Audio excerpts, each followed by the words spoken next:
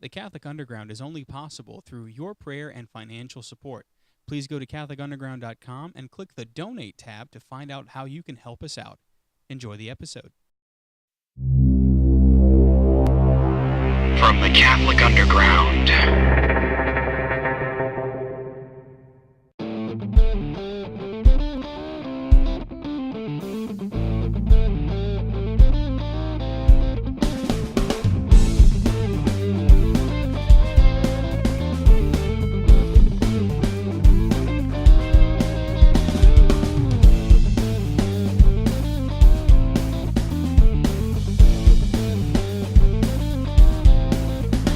Welcome to Catholic Underground, your weekly Catholic guide to the digital continent. It's episode number 175, which we're calling a special.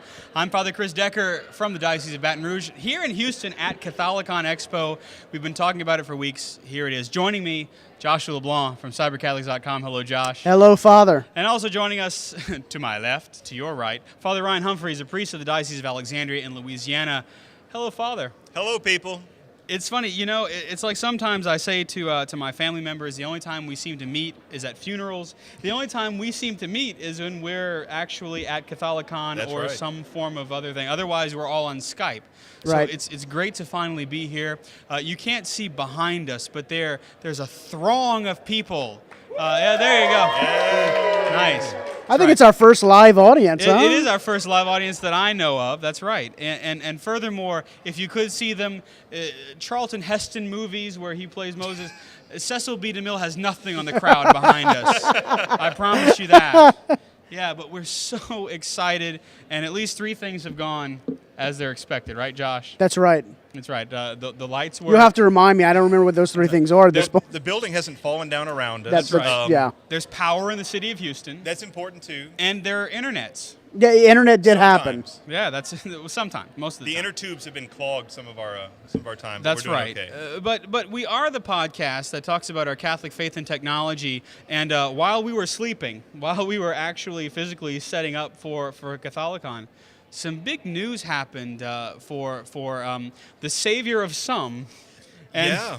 and the definitely the Pope of many, and that is Steve Jobs announced his retirement on Thursday. Mm-hmm. I feel like we need a moment of silence. It was such a horrific sadness. You know, I was completely taken aback, and I thought it was a gag. It's such a...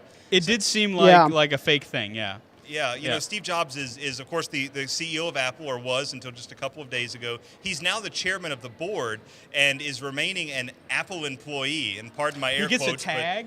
Well, he ought Yeah. to, but I mean, Yeah. you don't want to give air quotes to Steve Jobs, but what are you going to do? But How about air parentheses? well, he probably one of those weird bracket things. Yeah, probably so. I don't Yeah. know. But anyway, but he is and has been a game changer. This is the man who brought us the iMac. This is the man who single-handedly got rid of the floppy disk. You're welcome. Yep. This is the man who brought us the iPhone, the iPad, who really reinvented computing over and over again. And of course, he brought us Woz, who brought us Polo on Segways. And so, Steve, we thank you. You know, you're not dead, but man, you've done a lot for us. And so thank you for your work. You know, my big concern is, you know, what's the future of Apple at this point? Because Everybody thought the worst. Well, and if you remember, Apple was really on the brink of extinction Right. before Steve Jobs came back on. They actually asked him to come back on, turn things around. He did. He came back. He turned things around. And then there was the Lisa. Yeah, well, That's that, it. God yeah. save us from the Lisa. And now we're at the end of that era. Yeah. Steve, you know, has stepped down. Tim Cook is in charge now. And the question arises, what is going to happen at Apple without Steve? Because we know he had real oversight over everything. Even though he has department heads, he was a micromanager. Yeah. I mean, he was really in charge of what happened with the iPad, the iPhone, all of these different devices. Yeah. And without that direct oversight, what's going to happen at Apple? It kind of reminds me what happens when a parish changes hands, you know? Whenever Father so-and-so retires or something of that nature, and then the new young spunky priest comes in, you know, everybody is asking the question we're asking now, well, what's going to happen to us, you know? Yeah. You think Apple's going to become a BBC series? Apple could be, if Apple became a BBC series, especially if it were a Britcom, I'd watch it. I don't, Yeah. How could you not? Do you like Britcoms out there? Anybody a British Yeah, comedy? BBC people? Yeah, Father Father Ted. There, Ted. some would Yeah. say it's the only one that matters. That's I'd right. love to see Faulty Towers set in a parish. I, I think I could do I that. could have a church secretary that would just freak out. It'd be awesome. You mean you don't have a church secretary that freaks out? No, I used to, but now Okay. I'm not at the Minor Basilica anymore. So I see. Well, Oh. yeah. we don't have paid employees. So markets dipped slightly, everything recovered, Yeah. and we it does remain to be seen. But you have to wonder too: did Steve Jobs leave in his little magic bag?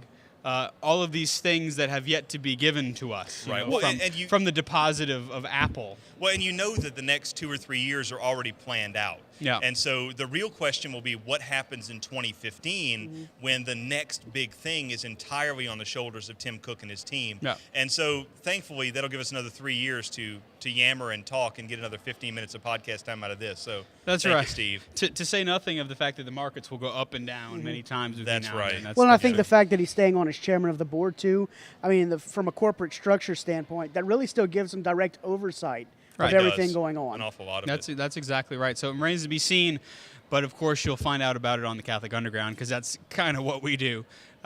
Also, now speaking of Speaking of it, I don't even know how to launch into this because there's so many puns that There's no I could segue. express right now. Basically, Spanish Franciscans are praying that someone who stole a very prestigious Bible will get, well, dysentery. Yeah, the runs, yeah. or in Spanish, El Runzo. Right. For those of you who don't habla Espan, yeah. It's This not is a good. strange story, Father. I mean, is there a scriptural basis for wishing dysentery on someone? According to Jeff Miller, Jeff Miller, the Kurt Kurt Jester, who and I is don't- not here, we granted him an absolvo. and I Yeah. honestly don't know if he's telling the truth or if he's just making this up. He claims there is scriptural evidence that when people attacked the Jewish nation, the Jewish nation prayed that these people would get the hemorrhoids in response to. From what I'm told, hemorrhoids is a very serious condition that can cause great discomfort for an avenging army. Yeah.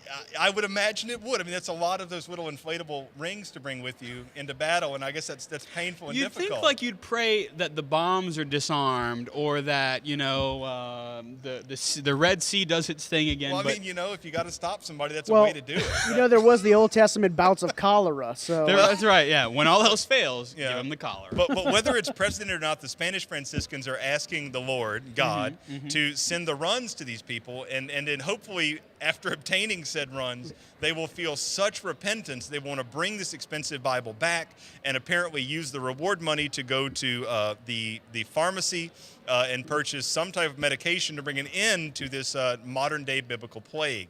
So who knows what'll happen? But It'd be because it really would be the first documented biblical plague in a while, huh? Yeah. I mean, I don't know when guess. the last one was. I'm not I sure. mean, I honestly don't know what their Father Francis would think about praying for someone to have the runs, but quite frankly, I love the story, so I don't really care. And it made it onto the podcast, folks. Yes, That's- it did. That's kind of what we do. Yeah. Also related, I can't even segue out of How do this you? story. You're stuck I there. don't You're know. trapped. There's no way out. Just start from scratch. Pope Benedict. It wasn't a segue, I promise. no, it was no, next no. on the list. It's next, yeah, it's just Pope Benedict has issued many times his love for the youth of the church. I mean, Right. John Paul II of happy memory was one who very much was engaged, creating the notion of World Youth Day. Sure. Many thought that the Holy Father would be discontinuing World Youth Day because it might not be his style. But he actually is very, very, very astutely interested in what the youth of the world are doing.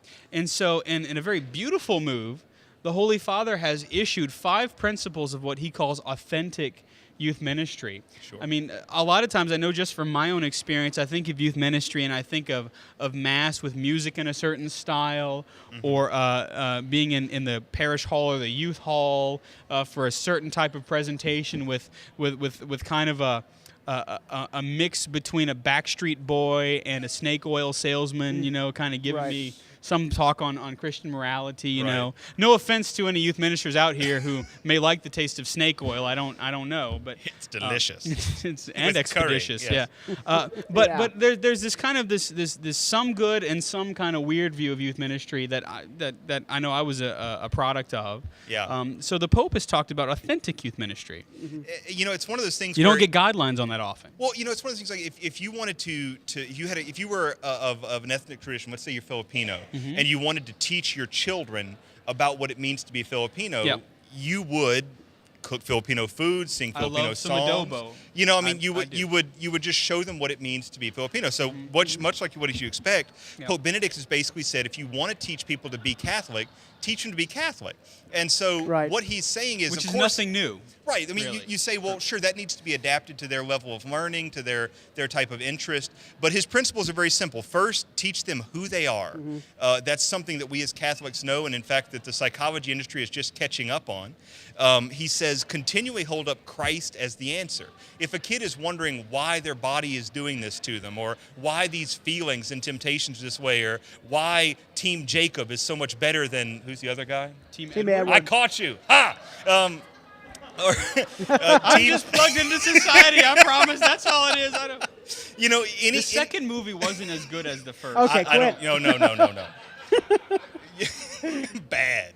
But I mean, if you have a question, ultimately the answer to all questions, whether they're science or psychology, is Jesus Christ. Yeah. And so his second major principle is that show them to Christ. The third is if Father, you're wait. You mean actually when a teenager or a young adult is having an issue where they are struggling, you're to hold up the cross as a mode of life that they can enter into? Can you imagine? I'm just saying. I thought it was all comfort. No, it's true.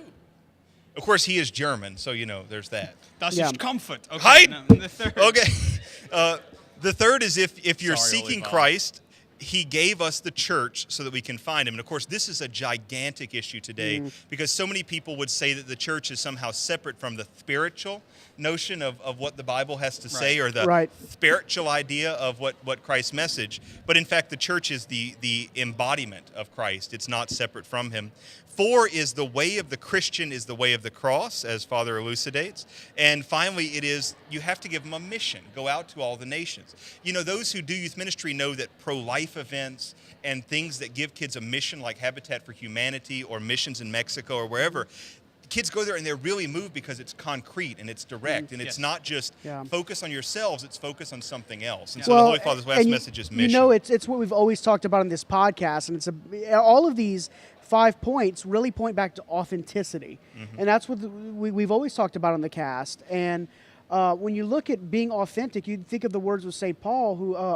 James, who said, "Faith without works is dead." And being an authentic self means that you can't simply, pay lip service. You actually have to do these things. You have to be authentic, and that's what the Holy Father is calling us to do. I mean, we've all experienced the fluff of CCD educations that were less than adequate. And what did that do for us? It did absolutely nothing. Right. And so that's what the Holy Father's really asking of. He said, if you want to tell people about Christ, tell people without Christ. They don't want the sugarcoating. They want Christ, and give it to them. And that works in youth ministry. It works in Yeah. priesthood. It works in married life. Yep. And so I love how the Holy Father is like the coolest grandfather figure to me. Does he have Werther's Originals? He has many Werther's Originals, Oh, good. and please have some from the bowl. Right. No, the Holy Father is amazing at modeling behavior, Right. and remaining incredibly consistent in his schema, in his message, and that just is beautiful to me. And he goes, "Oh wait, I am now repackaging this for youth ministry." You see, and it's perfect. I mean, Yeah. it's really good. And two, he's not saying it's going to be easy, because what he's doing is giving us broad principles, and then you have to translate that. If I'm going to do mission work in France, I've got to learn French. Yeah. And if I'm going to speak to young people, I've got to learn to speak in language they can understand. But these principles and the fundamentals of the faith don't change. You know, I think one of the Holy Father's messages is if you create a bubble and you do youth ministry or young adult ministry or ministry to families within a bubble, then once they move out of whatever that bubble is, they suddenly lose the faith. And there's nothing good about that. Yeah. And so what we've got to do is recover the notion that all ministry is unified by the person of Christ, and it's simply spoken in different ways, but it's not somehow separate from the rest of the church. It's not like this Mass is somehow separate from the other Masses of the parish. And that makes sense too when you're talking about vocations. Right. Because if all you've got is the youth ministry bubble or the choir bubble or the mission bubble, then you're not going to get anybody who wants to be involved outside of the bubble. That's right. You know, you can't be a youth ministry priest. That's You are a right. priest of Jesus Christ who may be called into youth ministry. Fortunately, the nerd bubble seems to go everywhere. The nerd bubble is actually a bigger bubble. It's gigantic. Yeah. Yeah. Like, never mind. I was going to make Oh, a- yeah, Keep bad going. idea. Anyway, moving through that. Speaking of the vocations bubble, Yeah. there's some drama from the diocese from Phoenix. Yep. The rector of the cathedral has returned to a male-only corps of altar servers. This is almost unheard of. As you recall, I believe, Josh, there was a dubium or some question asked to Rome a while back. It was a number of years ago now. Correct. Asking if it would be permissible for females to serve as altar servers. And it Right, and that was granted. under John Paul II that, Yep. that dubium was granted. And what's interesting about that dubium is many people thought that if a bishop said it was law in his diocese to allow this, then that means you had to accept it. In fact, in the United States, there were only 2 dioceses that did not allow female altar servers until recently. That was the Diocese of Arlington and the Diocese of Lincoln, Nebraska. Now, Arlington has changed that practice. Okay. But Lincoln, Nebraska is the lone diocese now where altar servers, female altar servers are not permitted, bar none. But we have coming out here out of Phoenix, the rector of the cathedral not allowing female altar servers, and actually wrote an article on that a few years back about that phenomenon. Because it seems, just to the untrained ear, because you know what happens when something gets into the news, it seems like it is speaking out against the role of women in the Sure. church. That's what Sure. it seems like. Right. But that, just reading the story, that's not the intent, correct? No. Too many people try to make the statement that everybody should be able to do everything, and that's the definition of fairness, which is simply not the case. Anybody who serves at the altar at any level, whether they're a lector, whether they're an altar server, whether they're a priest, receives that as a privilege and not a right. And that privilege is granted for a specific purpose because of specific symbolism or theological reasons or spiritual reasons that we don't necessarily all know and that we're not all necessarily qualified to speak to. There's a long-standing reason, for example, that the ambo is on one side of the church and not the other, and you don't need to know what that reason is to read the first reading.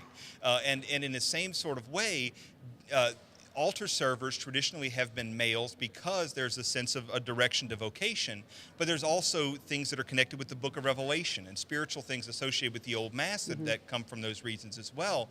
And so it's important that we not get too caught up in rights and that Yeah. we become more concerned R-I-G-H-T-S. with... That's right, R-I-G-H-T. And I think the biggest thing to remember is that if you look at the history of the church, it has been, as boys who are serving as altar servers, has been the greatest source of vocations, of priestly vocations.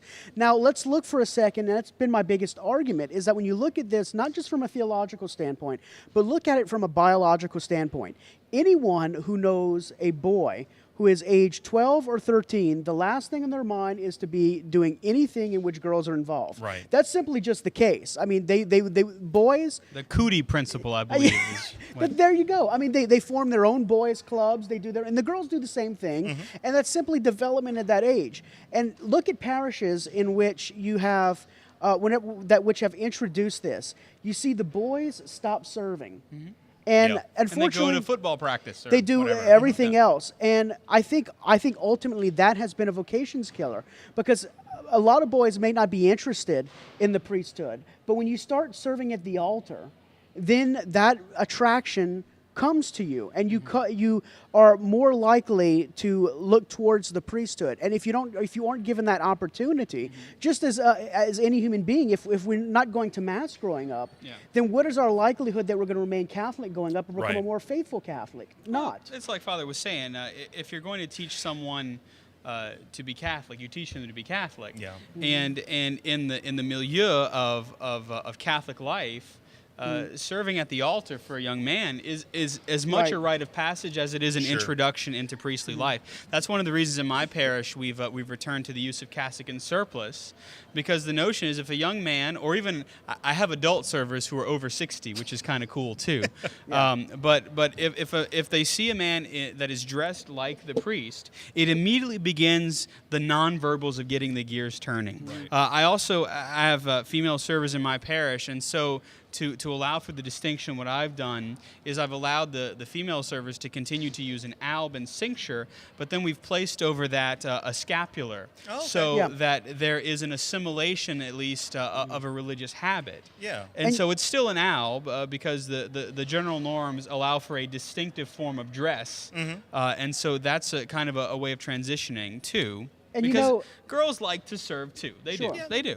And the other thing we failed to mention is that whenever this dubium was originally asked, or John Paul II allowed female altar servers, if you read the instruction, it clearly says that the bishop may allow it, that he cannot force it. And that was one of the things that was actually sent back to Rome, because some bishops actually tried to legislate and tell priests that, well, in your parish, if, for example, I know one of our former bishops in Lafayette used to come to a parish and he would say, whenever I serve, you have to have a female altar server.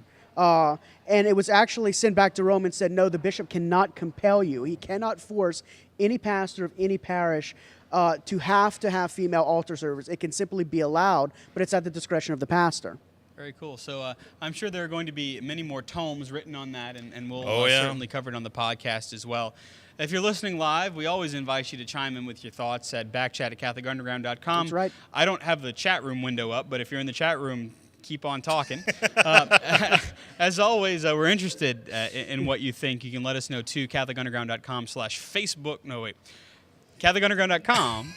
Facebook.com/CatholicUnderground is the way to get there. If you want to find us on Twitter, you can do so. The hashtag is, right now, it's CatholiCon. Yes, it is. And you can find us at Cath Underground. So we move from that. We're going to skip our picks of the week because right now sleep would probably be most of our pick of the That'd week. That'd be nice. You know? Yeah, a little anti-fatigue situation. Yeah. But we will move into our Audible pick of the week because, as you know, Audible is a great little company that have been supporting Catholic Underground through you. That's right. And Father Ryan, take it away. Ha! We'd like to thank Audible.com for their sponsorship of the Catholic Underground. Speaking of snake oil. Yeah. Gosh. I could sell anything. No, Audible is the world's leading provider of audiobooks and of spoken word digital audio. If you surf over to audibletrial.com/Catholic Underground, you'll get 2 weeks free to try the service out. The Gold plan is going to offer you an audiobook every month and give you access to tons of free and discounted material. That's books, that's magazines being read to you. It's also speeches of Benedict and John Paul II that you can get a hold of, as well as daily newspapers, which is really nice. So you can turn your commute or your time at the gym or whatever else you've got boring stuff to do, you can turn that into something really meaningful. Boring. Yeah, you can make it less boring and less tedious. This week I'm going to recommend a book, though, that is not in any way Catholic, but is wonderfully delightful It's and kinda weird. Catholic. It is. It's got a vague Catholic reference. At any rate, it's by Walter Miller, and some of the nerds out there already know what I'm going to say. It's a canonical for Leibowitz.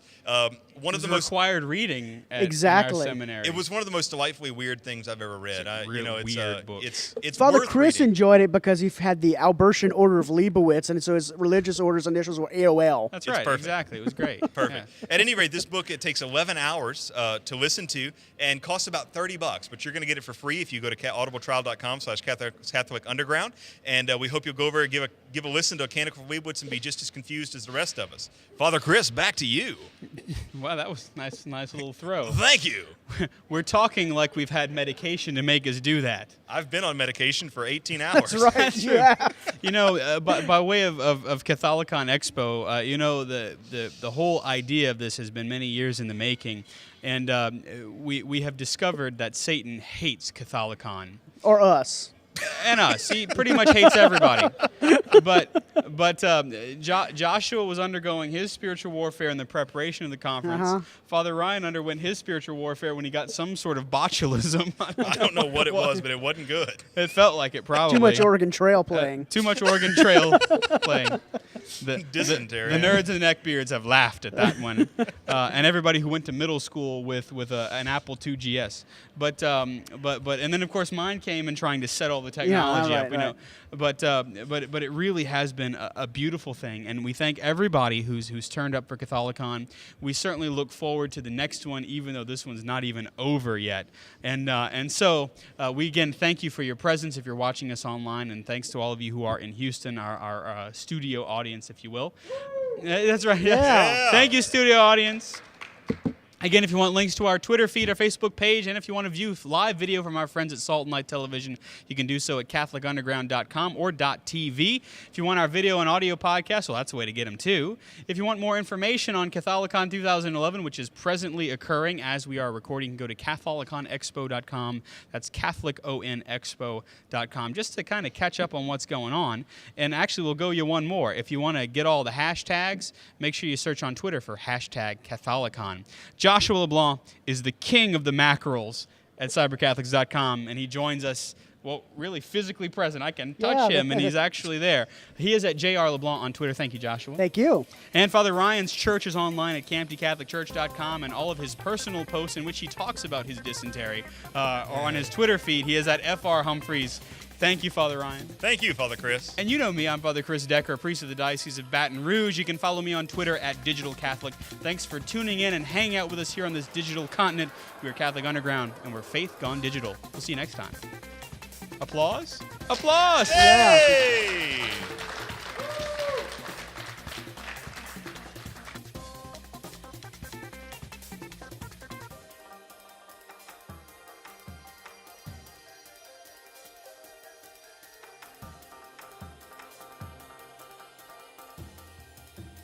And that was a podcast.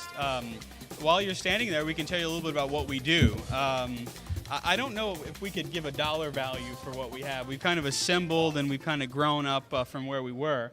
But right now, we're using Heil PR40s, which are a very nice little mic. They're not the most expensive of microphones, but they're certainly some of the best. Excellent. If you want to learn more about Heil, you can talk to Matthew Beardsley, who's one of our attendees, and also David Dawson. Yeah. They're great for radio. They're great for podcasting. They have a great pickup. They run around $325 for this mic. The more expensive one that the radio stations use is the Electro Voice. I forget the number. Something. And it's closer to $500. You can get a very decent mic, though, from any of those music companies for about $100. This is just going to give you a lot more body to your voice. So if you have one of those great deep voices, you won't need Which this, we all like to think we do. But if you have one of those little tiny voices, you're going to need something that's going to have some real body to bring it out. Josh is using a Samson mic. This is available at the Big Yellow Ticket. You can get that at any Best Buy, and we use that as kind of our field mic. It's going into a Mac Pro, and the Mac Pro has two Blackmagic Intensity Pro cards. No actual Blackmagic was used in those cards. In fact, we were talking to the people because we were going to try to get them to CatholiCon. They're growing so fast, they didn't have anybody they could send. But they said that church groups don't use Blackmagic cards because the name of their company. Yeah. I said, well, we're Catholic. We don't mind Catholicizing, something. But this is one of those rare moments where if you're on a PC, you have a ton of options. But if you're on Mac and you want to have HDMI come into your computer, you have really one option, and it's Blackmagic. Now, the new Macs have a Thunderbolt port. I don't know if anybody's nerd enough to know what that means. That's going to have a lot of possibilities in the next 3 years to be able to plug 4 or 5 video cameras into one Mac using one cable. But we're not there yet. So right now, this is what we have to use. And so as you're going down for the think tank, you can kind of look at the screen. We're using free software to switch the video. You know how whenever you see the control room at NBC News behind Brian Williams or whoever, you see all of these screens and everything, and somebody's sitting at it, switching video back and forth, changing cameras and rolling the T-bar and everything. Well, that costs a lot of money generally to have. The cheap end is like $2,000 for the whole setup. The expensive end, they go hundreds of thousands of dollars. There's a guy named Steve Green who developed a program called Cam Twist on the Mac.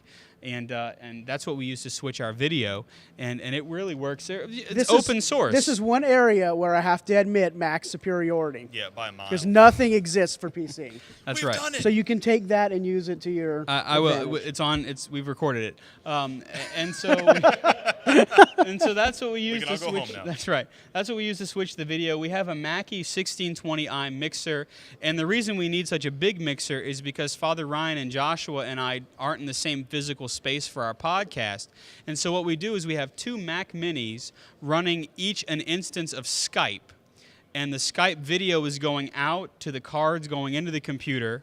and the audio from the board is going back into Skype and out of Skype so that we can feed them my audio, and they can feed me theirs. The Mackie board has 4 ports that allow what's called in radio a mix minus, so that they don't hear themselves, but they do hear everybody else.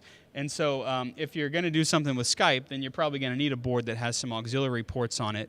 But if you're just talking about starting a one-man operation, you could probably run CamTwist on a MacBook Pro, one of the faster ones, and really just use the iSight camera that's on there, and then run CamTwist software. And then if you want to mix in your own video and things like, or audio and things like that, you can just get a small mixer. If you had to guess, Father, I mean, we're 5 years into this. What would probably be our monetary investment at this point for our complete setup? I would say, we could say $30,000. I mean, really, if you think about it, the camera was about $4,000 or $5,000 with all of the bells and whistles that we have on it.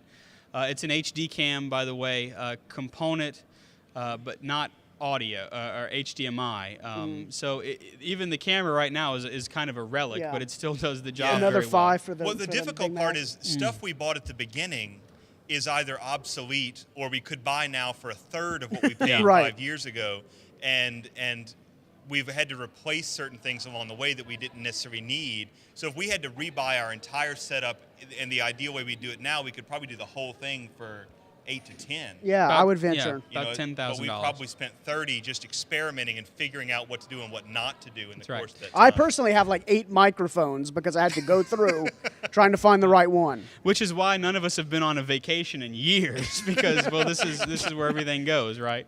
But we've had some wonderful donors along the way, and don't discount the fact that there are people who believe in your apostolate even before you know that it's happening. I mean, people that have come to us and said, yeah, we want to help you out, and that has been a real blessing to us, because on a priest's salary, I don't know if you know, but priests don't make a whole lot of money. No. But as if you went to my talk on the missionary mindset, you do have to look at what you can afford as to whether or not you can actually do what it is the Lord might be calling you to do. The Lord can also be saying, wait. It's the only time he's ever spoken to me. I think he said, wait, you know. But we've kind of piecemealed things together here and there. Even the light setup that we have here, these are kind of the El Cheapo versions. You can get as expensive as you want. Yeah. But these are pretty okay for about $200 for They have lights this size that can cost you $3,000 or $4,000 for a light bulb, really. Yeah, I mean it's Yeah. insane. Yeah. But that's kind of the basic setup. And you'll have to come and take a closer look at the desk that we use and see if you can tell us what it is. If you ever heard jokes about rednecks, this is what you want to come see. That's exactly right. But that's really where we are, and that's kind of the setup. Any questions? I'm taking questions. Any questions? Good. You must all be very tired.